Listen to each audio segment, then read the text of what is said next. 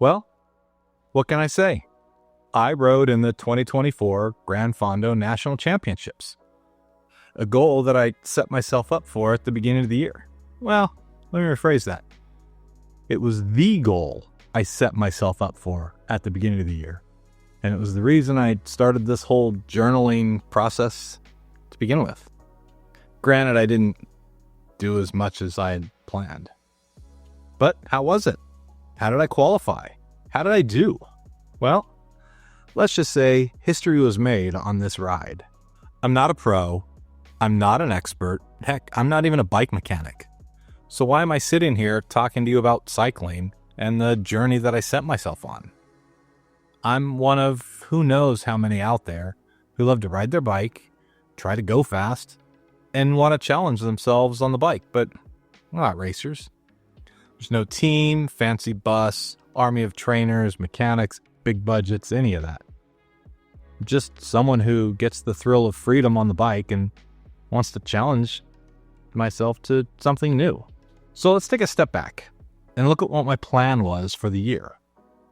Prior to 2024, I had not been riding as much as I would have liked, and I was looking for a way to kind of recharge my time on the bike and help me find my cycling mojo again, my why.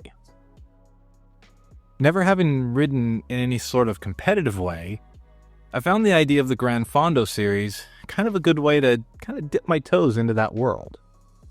Yeah, I've been to local races, but really only to photograph them. I watch the cyclists line up, jockey for position throughout the race, and the sprints to the finish. It's always exciting, whether it's on TV or in person. And who doesn't kind of imagine themselves in that position, trying to figure out what it would be like in the middle of all that controlled chaos? As I've mentioned before, I do the Armed Forces Challenge ride, and I do the Bike MS rides every year. So setting those as goals obviously wouldn't make sense.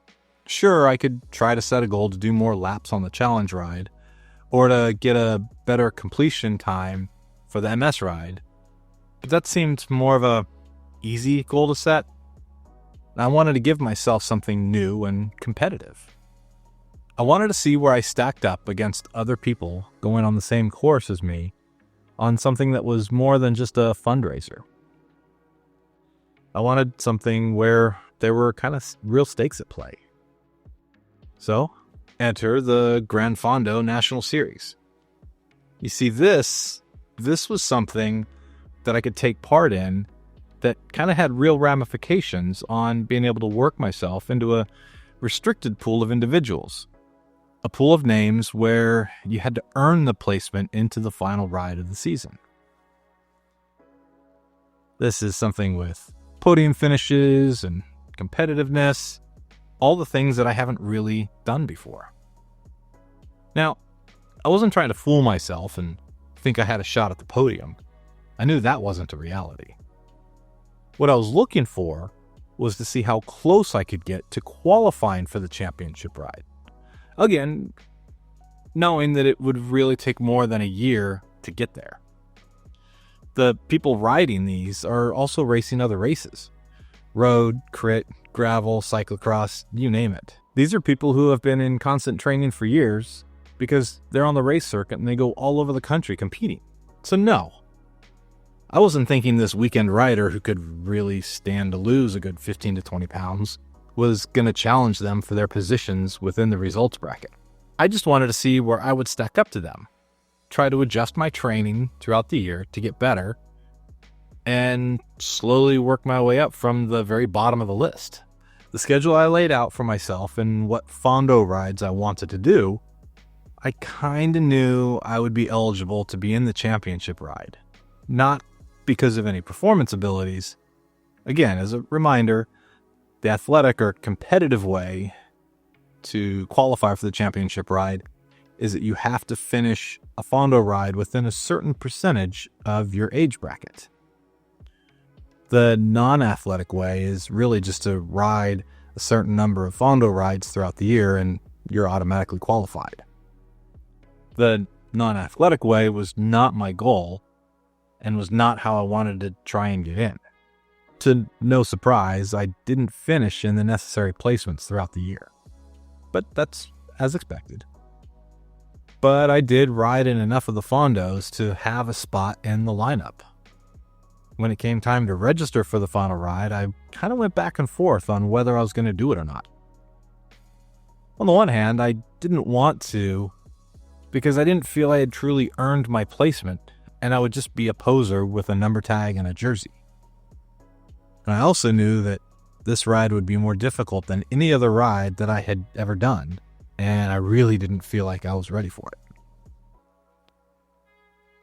Well, I didn't feel like I was ready for it because I didn't really get in the level of training that I was aiming for. Some of this was due to work and life requirements, and some of it was due to equipment, and some of it was motivation. I set up a training plan with Sufferfest for the Hilly 100 ride in the hopes that it would help prepare me for the long climbs, which is something I'm absolutely terrible at. I mean, I could come up with all sorts of excuses as to why I was prevented from doing all the training. But, in all honesty, I don't have anyone to blame but myself. And this is an area where I need some true soul searching and sorting out for this coming year. So yeah, looking at the course for the final ride, I was not sure I wanted to register for it because I didn't feel like I was ready. Pair that with not truly earning my spot, and I figured this was one ride I was just going to sit out, and that was that. I had my lessons learned for the year, and I knew what needed to be fixed for this coming year. And yet, those are two words that sometimes bring fun and adventure, but more often than not is just another version of hold my beer. So, and yet, I was sitting there thinking, what the hell? Why not give it a go? Even if you finish dead last, you can at least say you rode in it and you gave it a go. Sure, you might not have earned the spot from athletics, but you did earn the spot by sticking with it through the year and doing the rides, whether you felt like you were ready for them or not. You earned your placement because you didn't give up. So yeah, I registered for the ride, and I didn't register for the Gran Fondo side of the ride. I went ahead and registered for the championship side of the ride. I mean, I had two easy outs on this. One, just not registering for the ride at all. And two, registering for the leisure, well, quote-unquote leisure part of the ride. The course is the exact same. It just didn't involve the timing chips and the championshipness and blah, blah, blah. But no, what did my crazy ass do? I registered for the championship portion of the ride. I mean, what was I thinking? No. Like I said in the opening, though, I did make personal history on this ride. I was on the road for work, no training, poor sleeping habits, and a week before the ride, I did a bunch of spin classes to try and get back into the swing of things. And then off to the ride to kind of give it my best attempt. Swapped out the gearing on the bike, so when the hills approached, I had a few extra gears to kind of help get me up it. I was in my kit, I was lined up, kind of near my age group, and I guess I was ready to go. Even in the first 5 miles, I wasn't feeling like my legs were awake and ready for this. Sure, I was in the bunch, but I didn't feel like I was working as easy as the others were around me to stay in the pack. And as we went down the road, things started to stretch out a little. A couple curves helped kind of stretch everyone out a little more. There was a fair share of people passing and being passed, as is normal. And nothing had really ramped up yet, and everyone was still warming up. But when things did start to take off, I felt like I was pushing harder than I should have just to stay within the group. I wasn't at the end, but I wasn't in the middle either. After some time, I found myself where I had the previous rides. I was out on my own, seeing some riders way out in front of me, and a few behind me. But that was about it. When I would hit a hill, I'd see others struggling and felt like I was doing as best as I could, all things considered. At least we were all struggling together. The gearing I put on the bike was helping me out on some of the hills, and I was able to get up them a touch easier than the previous rides. But I was still just grinding at one leg at a time. I was moving forward, and that was good enough for me. I knew this was going to be a heck of a challenge, and as long as I was able to stay on the bike and keep moving forward, I knew it would be okay. So the miles are ticking away, and I don't really care too much that people who weren't doing the competitive side of the ride were starting to pass me. See, we started a half hour earlier than the regular riders. But I wasn't here to beat anyone. I was just here to push myself and to see what I could do when I put my mind to it. Unfortunately, my legs didn't get that message. Well, should really say my right leg was not getting that message. As I was climbing up one of the far too many to count hills, my right leg started to cramp up. Okay, I can kind of deal with it though. I've been there before. Don't climb out of the saddle. Stay seated and just keep spinning, but don't put extra pressure on that leg. So I would rely a little more on my left leg to kind of give me those little bursts. And it seemed to be doing all right. It was working decently for a bit until my right leg decided, nope, had enough and seized up. Instead of trying to fight through it, I got off the bike, did some stretches, took a few minutes to kind of let it calm down. And after about 5 or 10 minutes, things were feeling okay, and I was able to hop back on the bike and keep climbing the hill and keep moving along. This seemed to get me back in a place where I could keep riding, and off I went. I was finding the right rhythm for me, and my mindset at this point was that I'm here enjoying a lovely day out on the bike, and I'll reach the end when I reach the end. I won't be up in the ranks, but hopefully I won't be the last person. I mean, a day out on the bike is always a good day, right? Enjoy the ride, let's explore some new areas, and see what the sights had to offer. Maybe it was the newfound mental approach. Maybe it was just me ignoring things. But when I came up to the rest stops, I didn't feel quite as wasted as the previous rides. I was able to take a few moments, relax, and not feel all cramped up when I tried to stand back up and get moving again.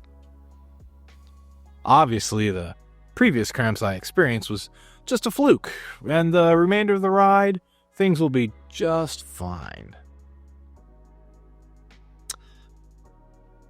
I'm on the road, rolling along, climbing and climbing and climbing and climbing. Okay. I know there are other rides that have a lot more climbing than this one. But for me, the not trained enough Clydesdale, this was the biggest elevation attempt I'd ever tried in a single ride. So to say I was nervous the entire time, I mean, it would be an understatement. But what I kept trying to remind myself was that despite all that, I was actually here and I was doing it. So if I needed to walk my bike for a bit, so be it. I didn't care.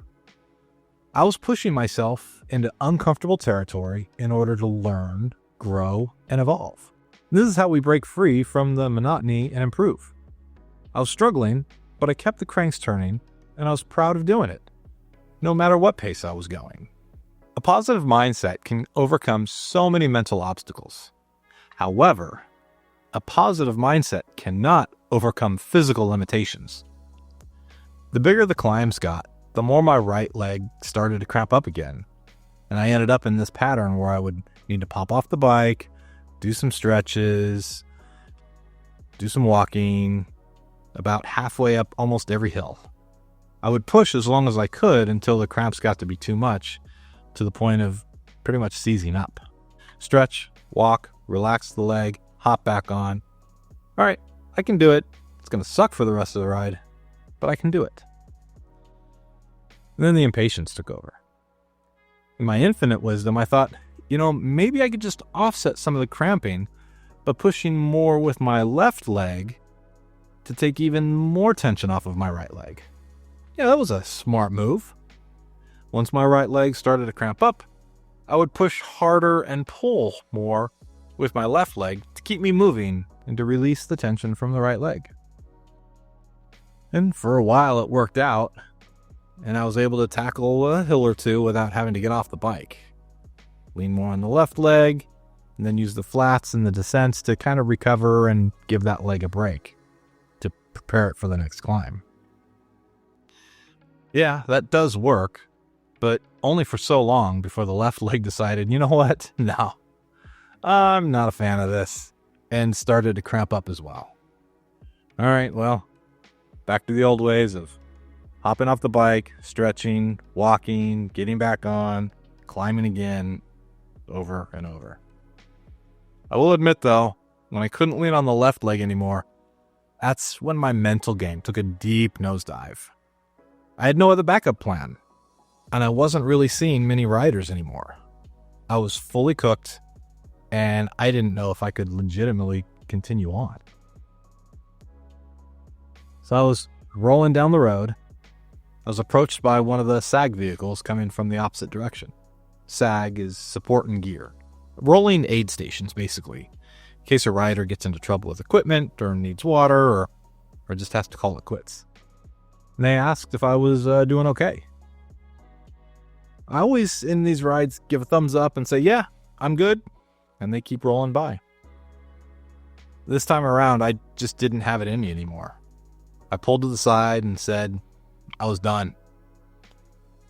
The driver told me he was about to be fully loaded because he was on his way to help retrieve someone further back, and that I could either wait where I was for him, or I could go on to the next rest stop, which is only a couple miles away, and going to it is through a nice shaded park, and it's a nice path, and there's not much climbing, that I could give it a try if I wanted. So I gave it a go. I said I could get to the next rest stop, no worries. I think that's all I needed to hear. I knew the rest stop was close, but I didn't know what the road condition was like from here to there. So it was nice hearing the route was shaded and quiet. And maybe that's what I needed to kind of recenter myself mentally to get through the latest physical and mental struggles that I was fighting. It was a nice cruise through the park, and hearing the natural sounds, seeing the green, getting a break from the heat by being in the shade was really nice. I made it the rest stop faster than I anticipated and was in pretty good spirits. After parking the bike, I grabbed a snack, refilled a bottle, and was looking on my bike computer at what remained of the course. And while I was feeling good, I was concerned about tackling the remaining climbs. There weren't too many people left on the course behind me.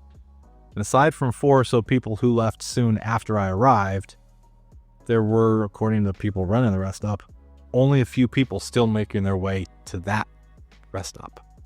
At that point, I needed to make up my mind real quick. Do I set out again and push through the last 30-ish or so miles? Or do I throw in the towel? In order for me to finish within the allotted time, I would have to push harder than I had been for the past hour or so just to get to the end. He had learned that he could not devour the earth, that he must know and accept his limitations. So this is where history was made. It was time for me to call it a day. I put in my best effort, and my tank was empty. Sure, I could hit the road and finish the ride, but how long would that take? And what would that do to me physically? Was it worth torturing myself just to be able to say, I didn't quit?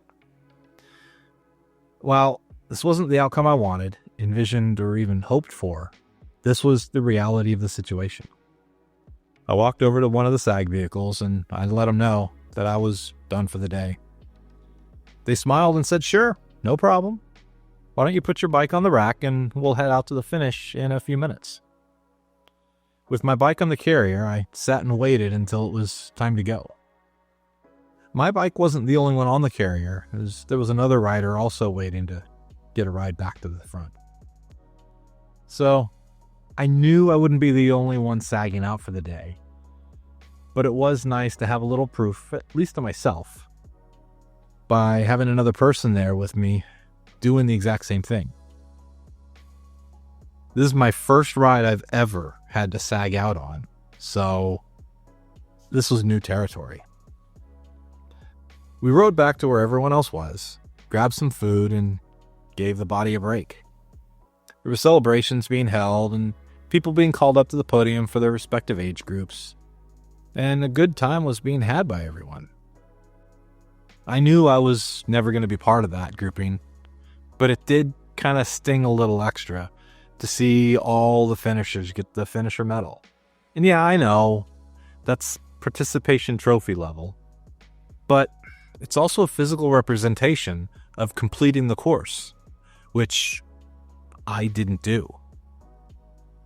The final tally and standings showed that while I wasn't the only one in my age group to not finish the ride, I was the only one in my age group on the competitive side to not finish the ride. Talk about a tough pill to swallow. I did what I could and need to just embrace that and be proud of getting as far as I did. I mean, yeah, that's easy to say and tell others, but it's really not so easy to tell yourself. I started this goal with having no real training under me for quite some time, having no real understanding of what it was going to take to complete the courses, and having purposely chosen other rides prior to this year, specifically to minimize how much climbing would be required. I was realistic in my goal of seeing how close I could get to qualifying, not expecting to actually qualifying. Competitively, that is. So I wasn't jumping into this thinking I'd be able to go toe-to-toe with the riders who've been doing this for years and training even longer. But all of that does get pushed to the side when you're confronted with the harsh reality of being at the finish line knowing that you didn't finish the ride.